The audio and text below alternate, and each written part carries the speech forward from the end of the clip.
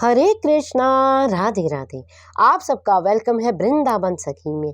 I hope आप सब खुश होंगे, बढ़िया होंगे और हमारी तरह ठाकुर जी की सेवा में मदमस्त होंगे और ठाकुर जी की कृपा का अनुभव भी कर रहे होंगे। तो फ्रेंड्स, आज हम बात करेंगे फागुन पूर्णिमा की। आप लोग जानते हैं हर महीने में पूर्णिमा आती है और पूर्णिमा बड़ी ही पावन पूर्णिमा होती है। और जो ये फाग पूर्णिमा है ये भी बड़ी ही पावन पूर्णिमा है। और सबसे बड़ी बात, हमारे हिंदू कैलेंडर के अनुसार आप लोग जानते हैं, वैसे तो नया साल जो हमारा होता है वो 1 जनवरी को होता है, और लेकिन जो हिंदू कैलेंडर होता है, हिंदू धर्म के अनुसार जो हमारा संवत होता है वो नया साल होता है। और फाग पूर्णिमा जो होती है साल की अंतिम पूर्णिमा होती है, यानी हिंदू कैलेंडर के अनुसार ये अंतिम पूर्णिमा है। तो ये फाग पूर्णिमा है कब? क्योंकि फाग पूर्णिमा को लेकर बड़े असमंजस है कि फाग पूर्णिमा जो है 6 मार्च की है या 7 मार्च की।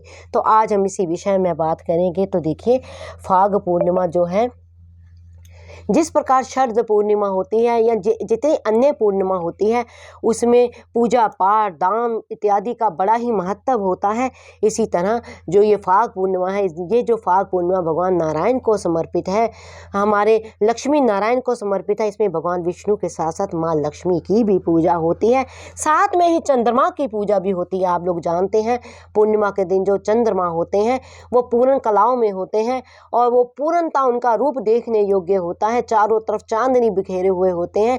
तो चंद्रमा की पूजा भी विशेष होती है। तो फाग पूर्णिमा है कब? तो देखिए, फाग पूर्णिमा 6 मार्च की शाम 4:17 से शुरू हो रही है और 7 मार्च शाम 6:09 पे इसका समापन हो रहा है।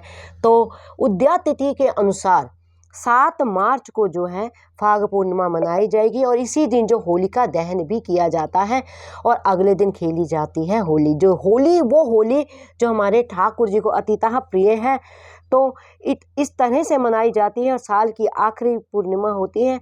और इस दिन हमें विशेष करना क्या है?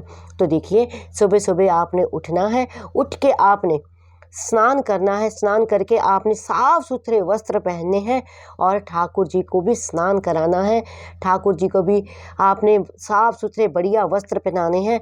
तो हो सके तो आप सफ़ेद वस्त्र पहनाएं, सफ़ेद ना हो तो पीले वस्त्र ठाकुर जी को आप धारण कराएं। सप्त नदियों में कोई सा भी जल अगर आपके पास हो, गंगा, जमुना, सरस्वती, मंदाकिनी, जितनी भी बड़ी बड़ी नदियाँ, इनमें से कोई भी जल आपके पास हो तो आप अपने नहाने की बाल्टी में वो डालें और उससे स्नान करें। अगर किसी तीर्थ में है तो उससे तो बड़ी कोई बात ही नहीं है, तीर्थ स्थान करें। तीर्थ स्थान में नहीं है तो भी आपको टेंशन लेने की किसी प्रकार की कोई आवश्यकता नहीं है। तो आपने सप्त नदियों में किसी भी नदी का जल थोड़ा सा अपनी बात, मुझे कई बार प्रश्न आता है कि दीदी कितना जल डालें, कैसे करें? तो कोई घबराने की ज़रूरत नहीं। जैसे जिस प्रकार आप मानिए गंगा जल होता है, अगर आप 2 बूंद गंगा जल भरी बाल्टी में डाल देंगे तो पूरी बाल्टी आपकी गंगा जल बन जाएगी। ये नहीं है कि आपने पूरी बॉटल डालनी है या आपने लोटा भर के डालना है। थोड़ा सा भी गंगा जल, एक घूंट लगा लीजिए, इतना लगा लीजिए कि आप इतना डालेंगे तो पूरा पानी गंगा जल आपका हो जाएगा। इसी प्रकार यमुना जल हो जाएगा। जितनी भी पवित्र सप्त नदियां हैं उसमें से आपने कोई किसी एक भी नदी का जल जो आपके पास है तो वो डाल के आप स्नान कीजिए। और ये जो दिन होता है, मैंने पहले भी आपको बताया है, भगवान नारायण को समर्पित होता है, माँ लक्ष्मी को समर्पित होता है। तो जो विष्णु भगवान की आप पूजा कीजिए। अगर विष्णु भगवान की आपके पास प्रतिमा है तो आप प्रतिमा की पूजा कर सकते हैं, नहीं तो विष्णु भगवान की आपके पास फ़ोटो है तो फ़ोटो की पूजा कर सकते हैं। नहीं तो हमारे ठाकुर तो हर घर में विराजमान है, हमारे ये गोपाल हर घर में विराजमान है, तो आप इनकी पूजा कीजिए।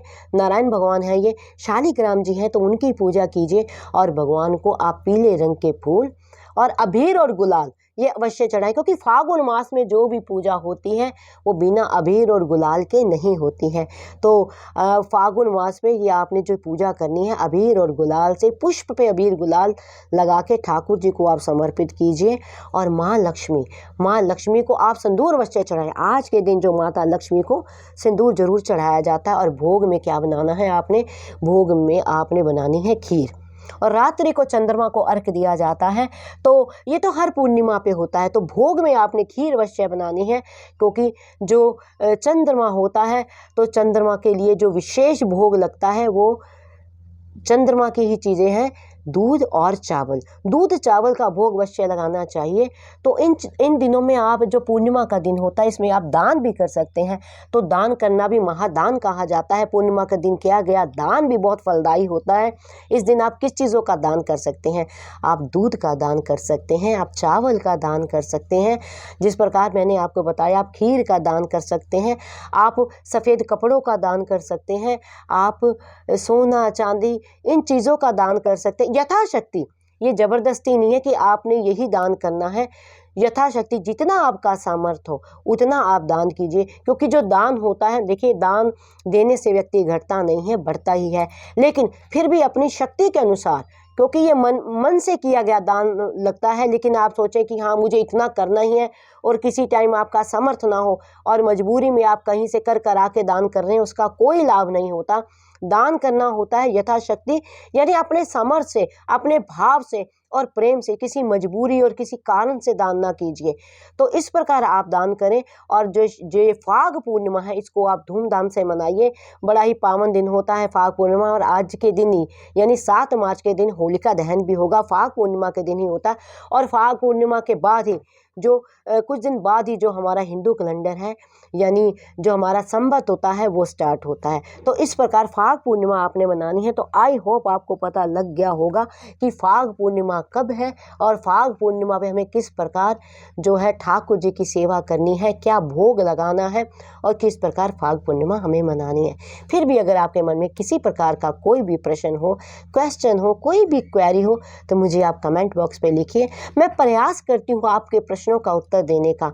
जितना मैंने संतों की वाणी से सुना है, जितना मैंने रसिकों के संग से पाया है और जितना इस प्यारे श्याम सुंदर के प्रेम में पाया है, उसी के अकॉर्डिंग मैं आपके प्रश्नों का उत्तर आपको देती हूँ। और अगर आपको ये वीडियो अच्छा लगा हो तो इस वीडियो को लाइक करना, शेयर करना, सब्सक्राइब करना ना भूलें। हरे कृष्णा, राधे राधे।